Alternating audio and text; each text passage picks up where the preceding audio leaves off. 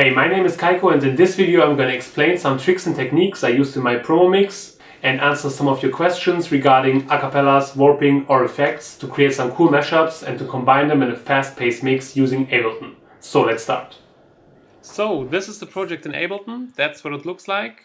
And we're going to start with the most common question. It's the one where I get all the acapellas and stems from. For example, here in the Super Future intro edit, with the vocals and bass and leads and strings and all this stuff. And my first suggestion is always to search on Google. You will find a lot of sites there, a lot of stuff, and I can give you one more tip. It's demodrop.com. There's the acapella section and you can download many useful acapellas here pretty easily. And in case of stems, there is a site called remixcomps.com.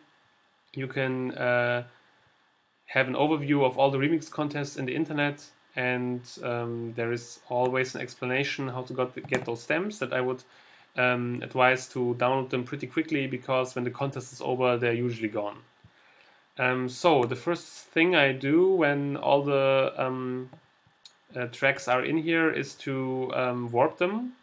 You need to get the real BPM of the tracks and then you can warp them. For example, Super Future is in 127. I warped it, and usually I let everything at complex warping mode. It's working the best if you're not doing some dramatic changes. But in this case here, for example, I pitched up the whole track, Super Future track, one semitone up, so it fits to Burn and the Loopers track.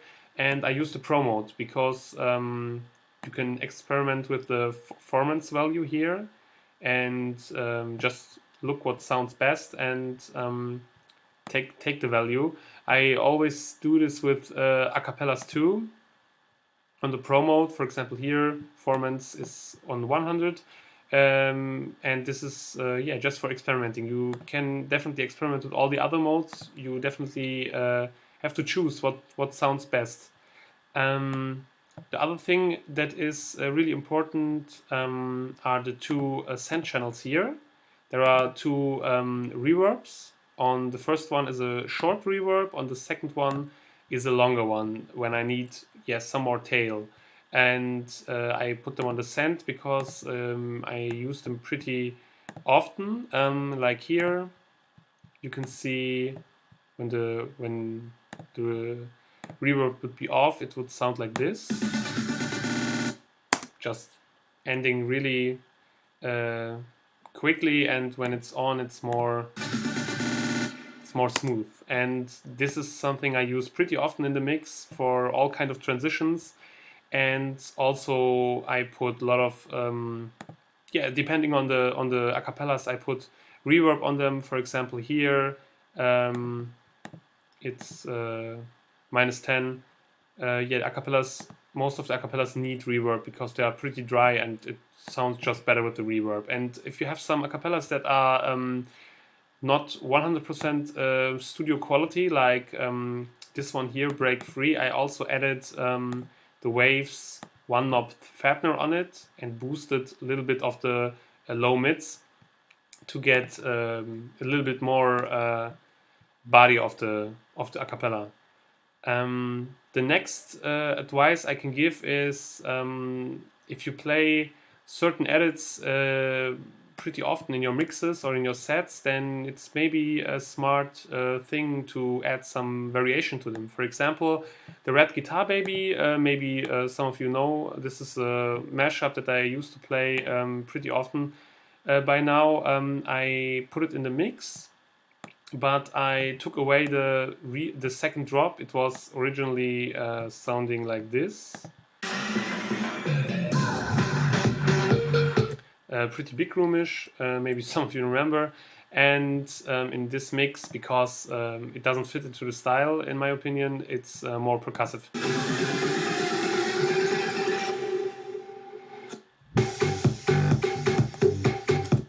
And just some little bit twists to keep it interesting, even for people who may know the tracks or the edits you play. And what also is always important to, in my opinion, to add some elements from the break. into the drop, certainly in the end of the bars where there is a little bit gap. For example, here.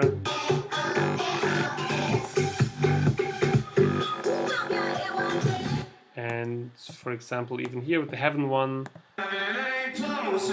coming into the drop. Yes, in my opinion, it glues the tracks more together and just more fun to listen to. One other thing in the mix that is pretty obvious, it's that most of the drops are a little bit shorter than in the original versions, because I like to keep it in a fast tone and keep it interesting. For example, here in the part with Break the Rules and Pinball, the drop in the original version is like this. It goes on like this.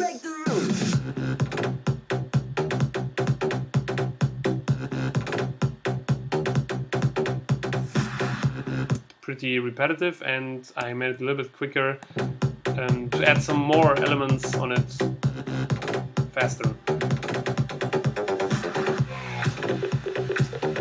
And also here the vocals appear in the drop. Again, one important thing is to EQ them out, EQ the lows out. And when you add something like this, you need to cut the mids a little bit here.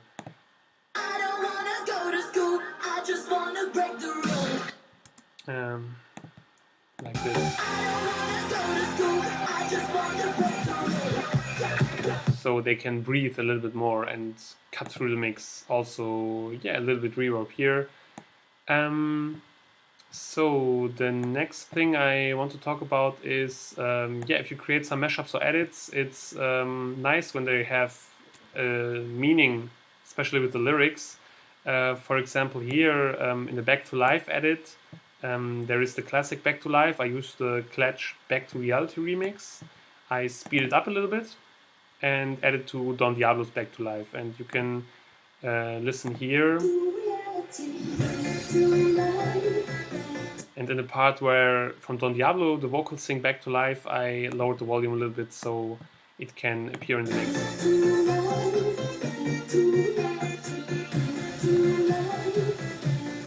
Yes, it's the same thing later with the Now or Never edit, and yeah, it's just tells a little bit of story. I think it's a nice way to combine tracks together.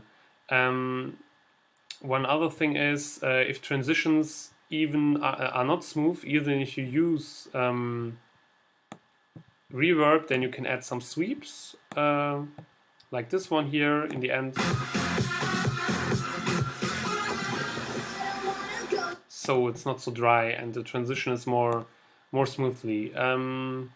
The next thing here is I did a fun effect here with the takeover control vocals. In the instrumental of Chase, there is a shutter effect, like here or here.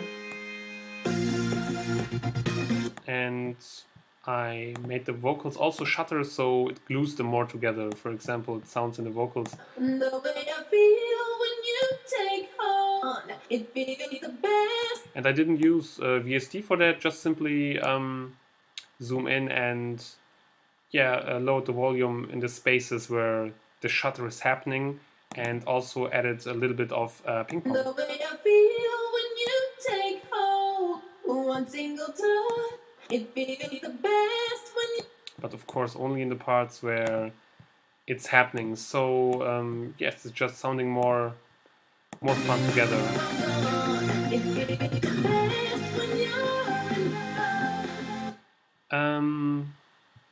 next thing is, as you see, I like to use as much as the Ableton plugins, because I think they are pretty nice to work with when you're working with mashups or edits, and to use also, for example, here some parts of the tracks, like here the sweep down, so they glue a little bit more together. And the next thing here is a little bit of Easter egg in the part with Loden.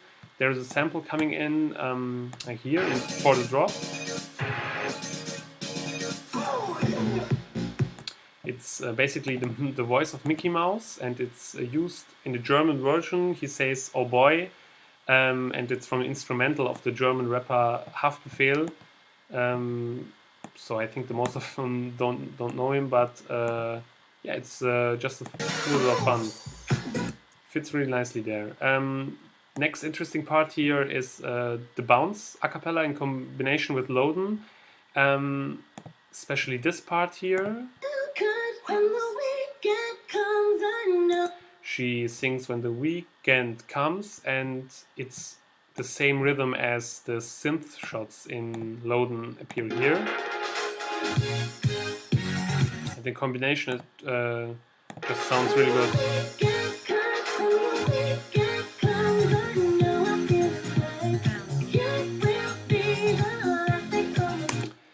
One other little secret I can tell you here is sometimes when I use vocals on instrumentals, I try out if they sound better in combination with a sausage fattener on the master.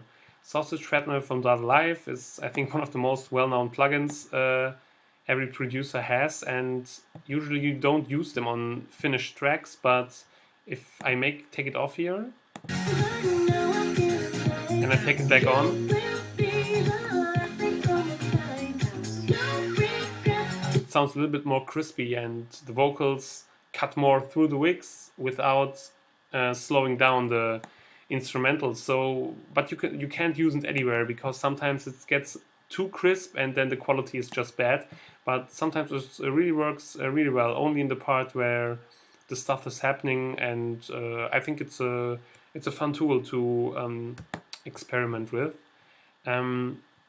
Next thing I can advise to make more fluent mixes is to make some creative outros or intros when you mix into the next track. For example, here is the edit with I Gotta Let You Go and the fatality. And in the fatality there are this typical pep and rash vocal shots. And if I use the original outro, then it would sound like it will come a melody in that didn't appear before, so it's a little bit odd. So I took another track of them, it's called Rumors, and I think they used the same samples, just EQ'd out a bit, and yeah, put it into the transition so it fits a little bit more together. There are some elements from the track before and some elements from the track coming next, so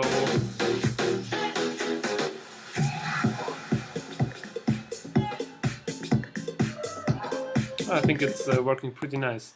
The thing here, I also used the sausage fattener here in this part with the Gold Skies vocals, and I think at the end of the Gold Skies vocals there is another effect. It's it's a delay, and the delay is coming in right before the end. To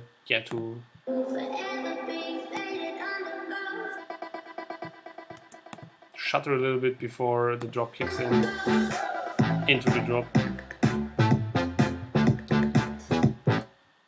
And one other interesting thing here is I took the instrumental of Intoxicated and Pray and See, but there are some vocals appearing in the drop of Intoxicated when I put the original version. It's like this. But I didn't want them in because they didn't appear before, so it would be a little bit odd. So I copied just the first 8 bars of the drop, again here, and put hi-hats on them because then they need to be a little bit more interesting elements when the drop progresses. So I searched some hi-hats which fit there really nicely and put them in, so I created my own second drop.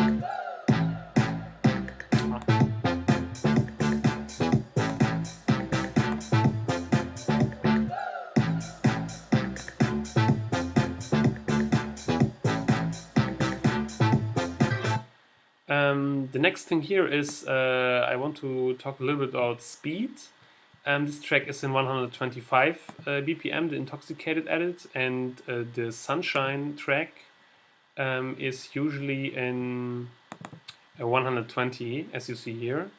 And it would be too slow if I would transfer it into the original speed. So I made it to 124, but coming into the drop, I progressed it into 127. The reason is because if you warp tracks and transform them into another BPM, they will lose some volume in the low section. Well, the thing I'm trying to say is...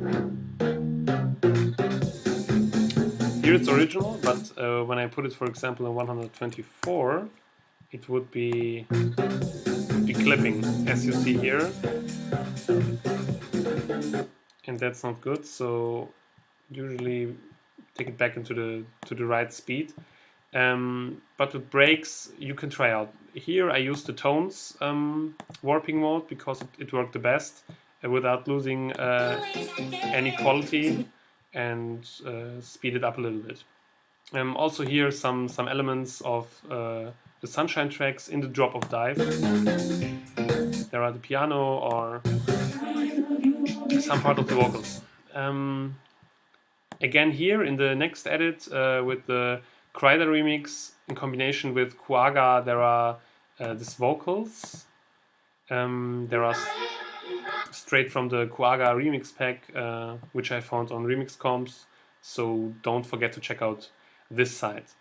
Now we're coming to the edits I want to release the next one. It's Atlantification, it will be called. It's the combination of Vidas Atlanta, it's a drop, with Pelarian Twice X, with the vocals from Love Like This, Dangerous, and Take Me Home. And now it's talk about a tool I use pretty often to analyze before I make edits or mashups. It's called Mixed in Key, and it analyzes in which keys the tracks are in, and it usually makes a decent job. Sometimes it's wrong, but you can always try it out with the built-in piano.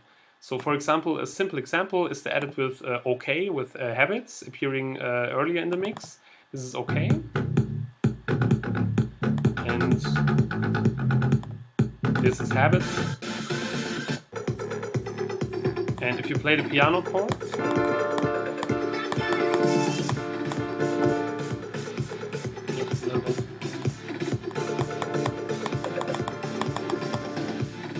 you can hear they are in key and it's working. If I would put another random chords, it would sound like this, like here.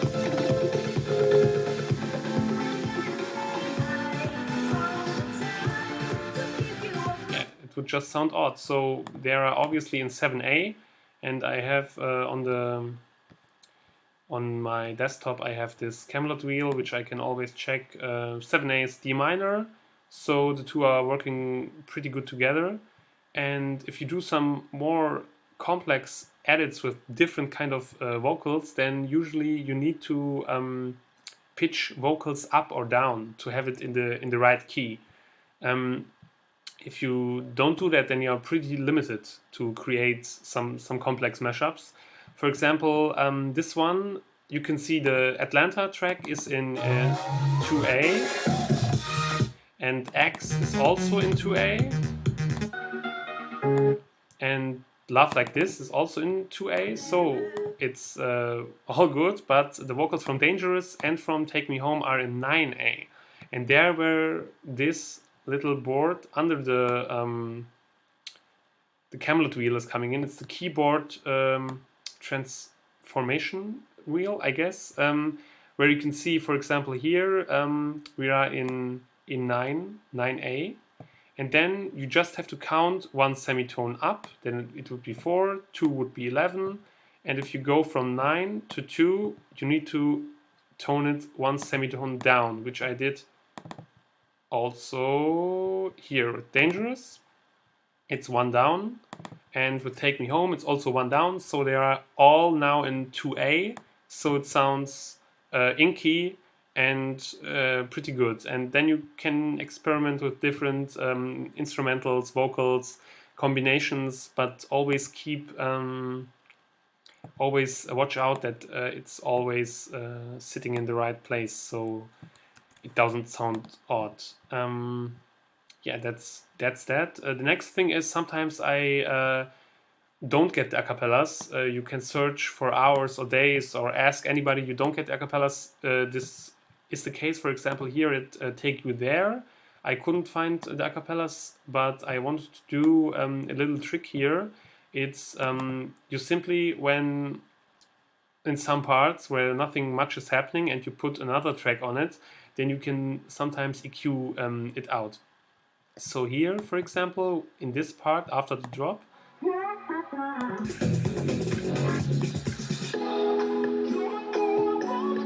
it's EQ'd out. So the lows are out, the highs are out. Of course, you hear a lot of other stuff, but when this track is also playing,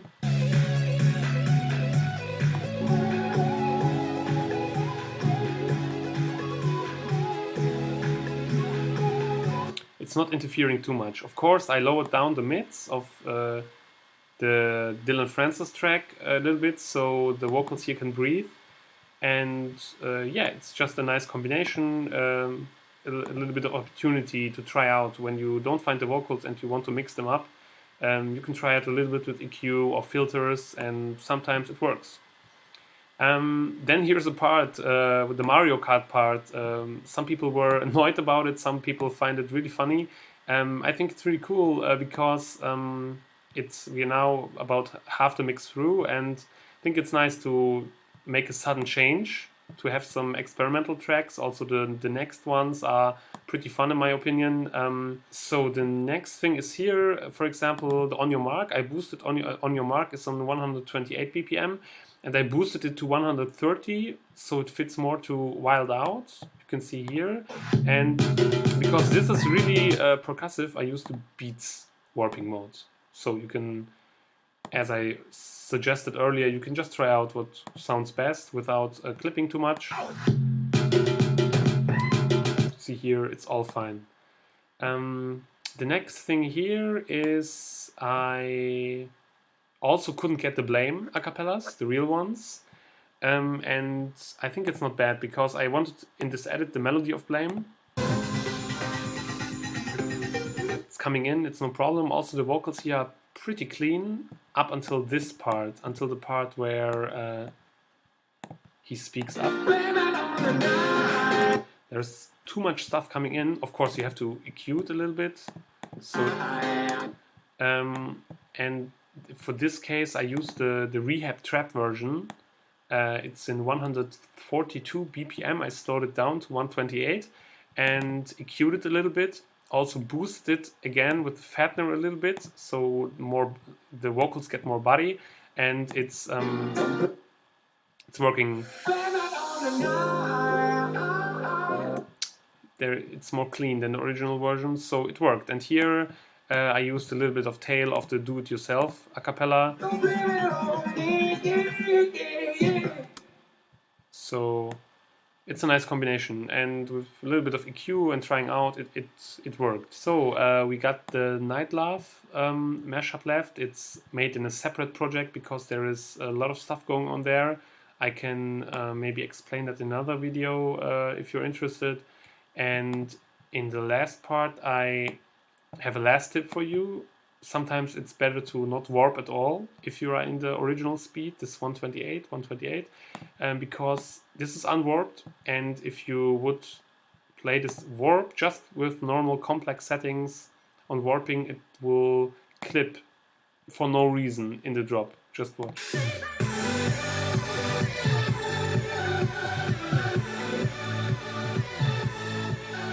There, it just clipped because whatever, there's nothing on here, no effects going on, so I leave it unwarped. Always check for things like that because then some details will drag you down and you make some mashups and it's clipping in the drop, then it's pretty annoying. Maybe not many people will notice, but I think it's really annoying, so I always watch if warping modes cause some clipping or stuff like this. Okay, we're now at the end. I hope I could explain you some stuff. I hope I could answer some questions. If you have some questions left, just drop them in the comments or send me a message. I will try to help out. And also, if you want to listen to the mix, it's on my SoundCloud site. As always, just follow me on my site so you are informed about new stuff. And that's for now.